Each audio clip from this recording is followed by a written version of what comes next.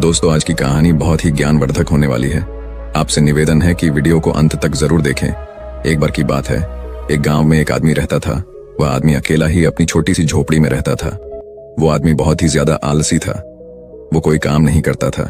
वह एकदम निठल्ला और नकारा था। बस वह हमेशा ऐसे मौके की खोज में रहता कि कहीं से खाना मिल जाए। तो एक दिन जब वो आदमी खाने की तलाश में भटक रहा था, तभी उसे एक आम का बगीचा दिखता है। वह कई दिनों से भूखा था, इसीलिए वह खाने की तलाश में बगीचे के अंदर चला जाता है। वह जाकर वह देखता है कि बगीचे में अलग अलग और बहुत सारे पेड़ थे। तो वह एक पेड़ पर चढ़ जाता है। वह जैसे ही फल तोड़ने वाला होता है, लेकिन तभी अचानक वहां पर उस बगीचे का मालिक आ जाता है और उस आदमी को पेड़ पर चढ़ता हुआ देख लेते हैं और वह गुस्सा हो जाते हैं और उस आदमी को चिल्लाते हुए नीचे आने के लिए कहता है। लेकिन यह आदमी बगीचे के मालिक को देखकर डर जाता है और नीचे आने से मना कर देता है। तभी उस बगीचे का मालिक अंदर जाकर एक बड़ा सा डंडा लेकर आता है। यह देखकर वह आदमी तुरंत पेड़ से नीचे उतरता है और मालिक के उसे तक पहुंचने से पहले ही वह जल्दी पेड़ से नीचे उतर जाता है और जंगल की तरफ भागने लगता है और जंगल में जाकर छुप जाता है।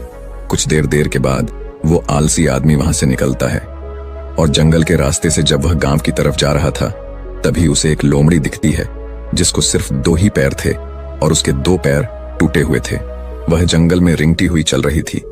यह देखने के बाद वह सोचता है कि यह लोमड़ी अब तक इस घने जंगल में जिंदा कैसे है। यह लोमड़ी भाग नहीं सकती, चल नहीं सकती, तो कैसे ही अपने लिए खाने का इंतजाम करती होगी और कैसे यह लोमड़ी अपने आप को इस घने जंगल में दूसरे जानवरों से बचती होगी। यह बात वह आदमी सोच ही रहा था कि तभी अचानक झाड़ियों के पीछे से किसी के आने की आवाज आती हुई सुनाई दी। तभी वहां पर एक शेर आ जाता है जिसके मुंह में मांस का एक टुकड़ा था और वह शेर उस अपाहिज लोमड़ी की तरफ बढ़ रहा था। शेर को देखकर दूसरे सारे जानवर वहां से भाग जाते हैं और अब वहां पर सिर्फ लोमड़ी रह जाती है। और वहां से आदमी अपनी जान बचाने के लिए एक पेड़ पर चढ़ जाता है और फिर जो होता है उसे देखकर वह आदमी हैरान हो जाता है। उसे लोमड़ी के सामने छोड़ देता है और शेर वहां से चला जाता है। यह नजारा देखने के बाद वह आदमी हैरान हो जाता है और ऊपर वाले की योजना देखकर वह मन ही मन खुश भी हो जाता है। और तभी वह सोचता है कि ईश्वर के पास सबके लिए कोई ना कोई योजना होती ही है और अगर ईश्वर के पास इस लोमड़ी के लिए योजना है तो जरूर मेरे लिए भी उसके पास कोई ना कोई योजना जरूर होगी। और वह आदमी वहां से थोड़े दूर आगे चला जाता है। तभी वह आलसी आदमी रोड के साइड में एक बड़ा सा पेड़ देखकर उसके नीचे बैठ जाता है, ये सोचकर कि मेरे लिए भी कोई ना कोई खाना लेकर जरूर आएगा। वो आदमी 2 दिन तक उसे जगह पर बैठकर इंतजार करता है, लेकिन कोई भी उसके लिए खाना लेकर नहीं आता। आखिरकार जब उसे भूख बर्दाश्त नहीं होती है तो वह खुद ही खाने की तलाश में निकाल पड़ता है। वह रास्ते से जा ही रहा था कि तभी उसे रास्ते में एक बुजुर्ग आदमी मिलता है। वह आलसी आदमी उनसे कहता है कि मुझे भूख लगी है, आपके पास कुछ खाने के लिए होगा तो मुझे दे दो। तभी वो बुजुर्ग आदमी उससे कुछ खाना और पानी दे देता है। खाना खाने के बाद वह आदमी उन बुजुर्ग आदमी से कहता है कि मैंने 2 दिन पहले जो देखा आप उस पर विश्वास नहीं करेंगे। ईश्वर के पास मेरे लिए भी कोई ना कोई योजना जरूर होगी, लेकिन ईश्वर उस लोमड़ी पर अपनी दया दिखाई और मुझ पर नहीं, मेरे लिए कोई भी खाना लेकर नहीं आया। तभी उन बुजुर्ग आदमी ने मुस्कुराते हुए कहा, यह सच है कि ईश्वर के पास सभी के लिए कोई ना कोई योजना तो जरूर होती है और तुम्हारे लिए भी है, लेकिन तुमने उसे गलत तरीके से समझ लिया। वह तुम्हें लोमड़ी नहीं बल्कि वो तुम्हें उस शेर की तरह बनाना चाहता था। दोस्तों, इस कहानी से हमें यह सीख मिलती है कि अगर हमारे जीवन को ध्यान से देखें तो हमें यह पता चलेगा कि जिंदगी सबक से भरी पड़ी है और हर एक पल का एक दीप मतलब होता है। और सोचा कि वह लोमड़ी सिर्फ बैठी हुई है और वह सिर्फ इंतजार कर रही है कि कब उसके साथ अच्छी चीज होगी, लेकिन वह आदमी यह भूल गया था कि वह लोमड़ी मजबूर थी। लेकिन हम उस लोमड़ी की तरह मजबूर और लाचारी नहीं, ऊपर वाले ने क्षमता दी है अपना काम करने की, बिल्कुल उस शेर की तरह। हमारे पास भी खुद की ताकत और क्षमता है हमारी हालत को बदलने की, लेकिन उसके लिए आपको प्रयास करने पड़ेंगे, तभी आप उस शेर की तरह बन पाएंगे। एक बार की बात है, एक राज्य में एक राजा था।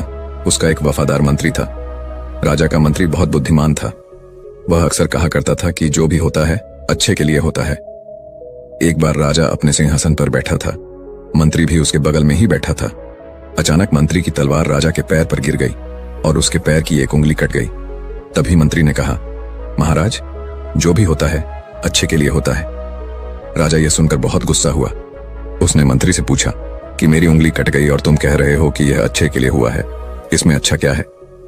राजा गुस्सा हो गया और मंत्री को जेल में कैद करने का आदेश दे दिया।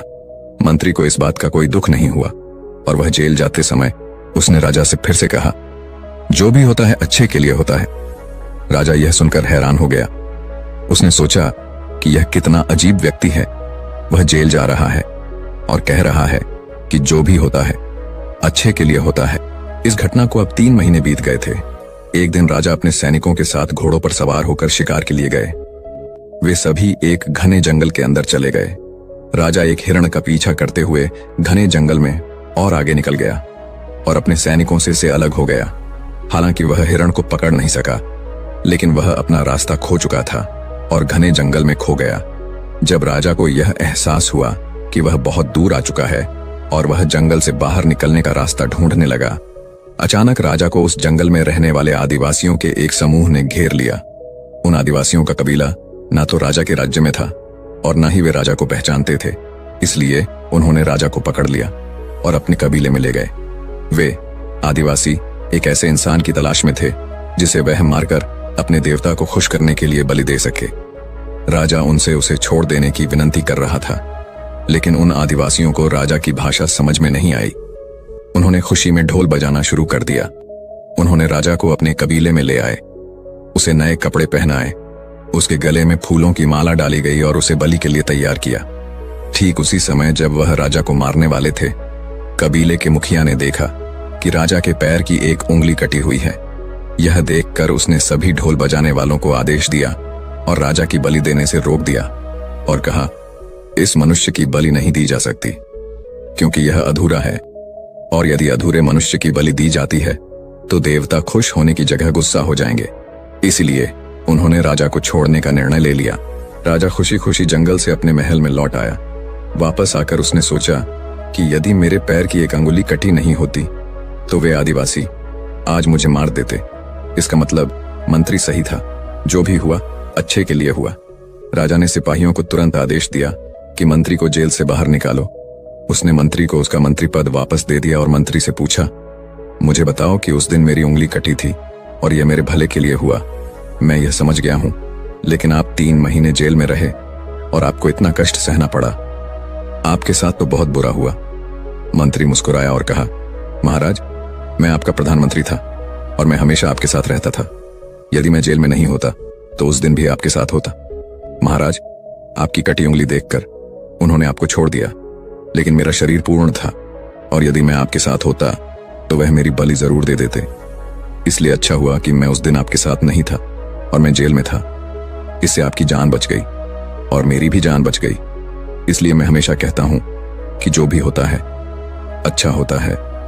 दोस्तों, अगर हम अपने जीवन में देखें तो पाएंगे कि हमारे जीवन में भी कई बार ऐसा समय आता है जब हमें लगता है कि हमारे साथ बहुत बुरा हो रहा है या ऐसा नहीं होना चाहिए था, लेकिन कुछ समय के बाद अगर हम पीछे मुड़कर देखते हैं तो हमें लगता है कि उस समय जो भी हुआ वह अच्छे के लिए हुआ। दरअसल हम प्रत्येक घटना को अपनी बुद्धि से आंकने का प्रयास करते हैं, लेकिन वास्तव में हमारी बुद्धि भी सीमित होती है।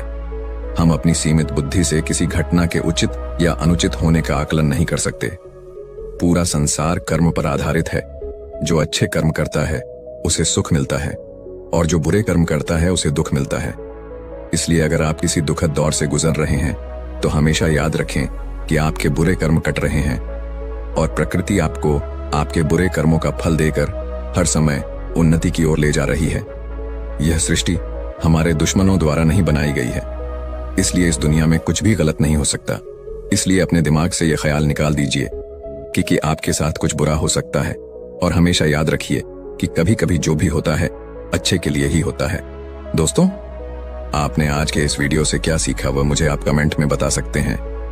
इसी के साथ में उम्मीद है कि आपको आज की वीडियो पसंद आई होगी, तो इस वीडियो को उस इंसान को शेयर करें जिससे ये कहानी सुनने की जरूरत है, और उसी के ठीक बाद चैनल को सब्सक्राइब करें। तो चलिए फिर मिलते हैं ऐसी एक और नई वीडियो में एक नए मैसेज के साथ। तब तक के लिए अपना ख्याल रखें। धन्यवाद और नमो।